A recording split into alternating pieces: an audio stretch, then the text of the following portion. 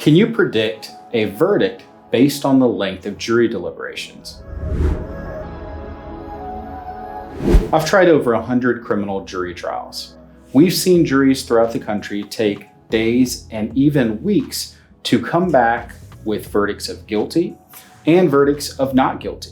We've also seen juries take weeks and ultimately end up as hung juries, meaning the jury could not reach a unanimous deliberation. So why do juries take days or even weeks to ultimately come to a decision or a lack of a decision in a hung jury?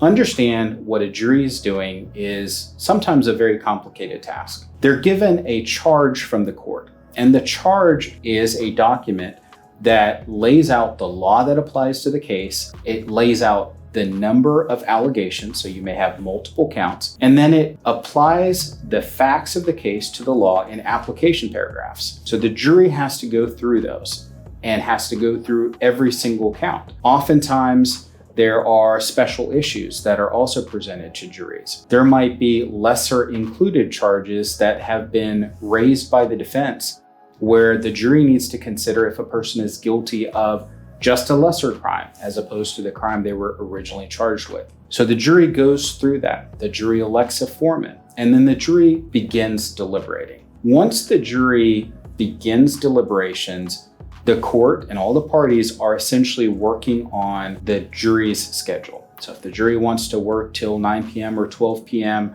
the judge will probably allow it. If the jury wants to leave at 5 p.m. and come back the next day, the judge will probably allow it, assuming the jury hasn't been sequestered, meaning required to stay together, in which case they'd be transported to a hotel, kept together, but not allowed to deliberate until they were back in the jury room together. So all the deliberation has to take place while all members of the jury are together, meaning if one steps out to the restroom or if there's a break needed, the deliberations stop and resume once all the jurors are back in the room. They will continue to deliberate until they can reach a verdict.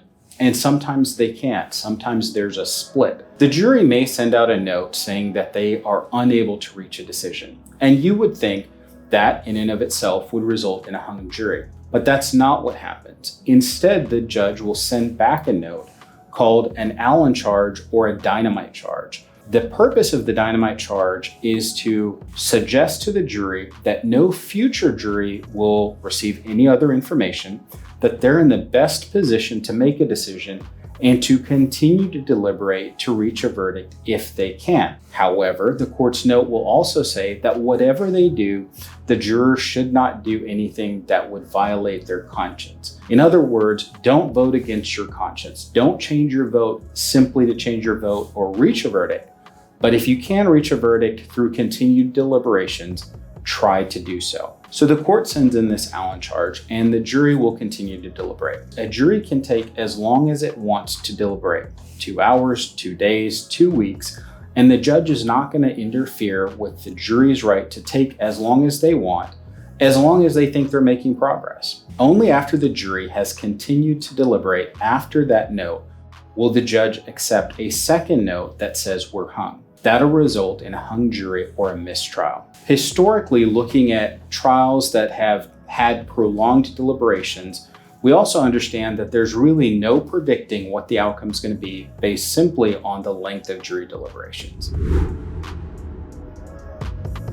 So we made this video in response to questions that we got on previous YouTube videos, and we love getting those questions. We'd be happy to answer as many of them as possible. If you have a question about criminal law in Texas or any federal criminal laws, drop a question below and we'll be happy to answer them for you.